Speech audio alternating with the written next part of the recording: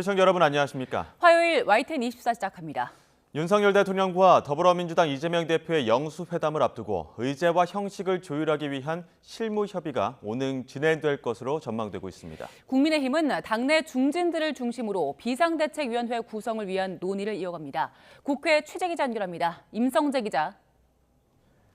네, 국회입니다. 영수회담 관련해서 구체적인 협의 일정 나왔습니까?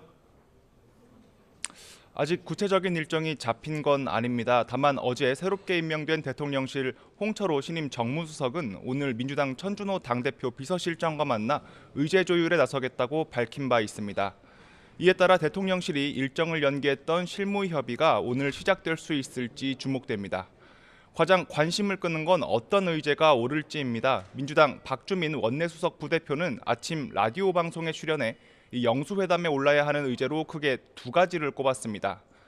하나는 민주당의 총선 공약이었던 전국민 대상 25만 원 민생회복 지원금입니다.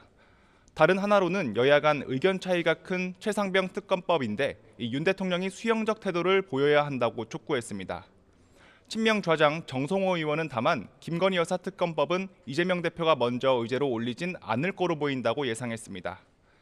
아직 발표되지 않은 국무총리 인선도 테이블에 오를지 관심입니다.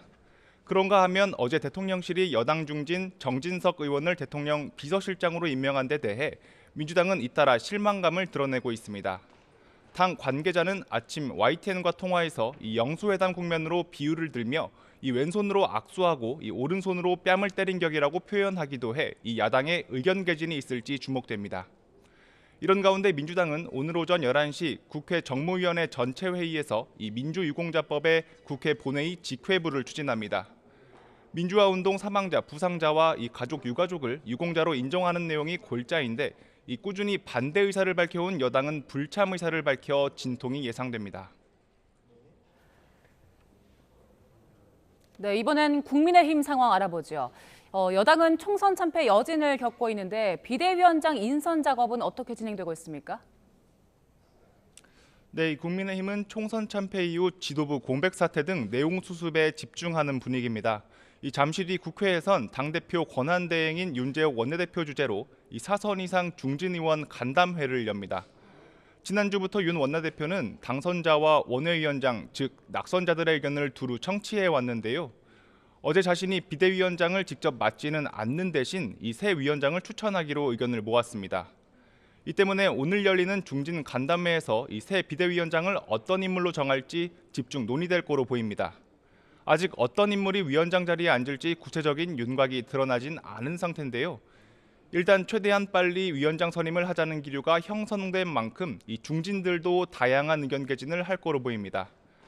윤재욱 원내대표는 간담회에 앞서 열린 원내대책회의에서 이 새 인물을 위원장으로 선임해 변화 의지를 더욱 분명하게 드러내겠다고 강조했습니다.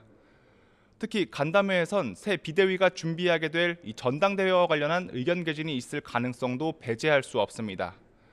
현재 새 대표를 뽑는 전당대회 룰과 관련해 이 수도권 의원과 이 원외위원장을 중심으로 당원 100% 룰을 고쳐 국민 여론도 반영해야 한다는 목소리가 커지고 있습니다.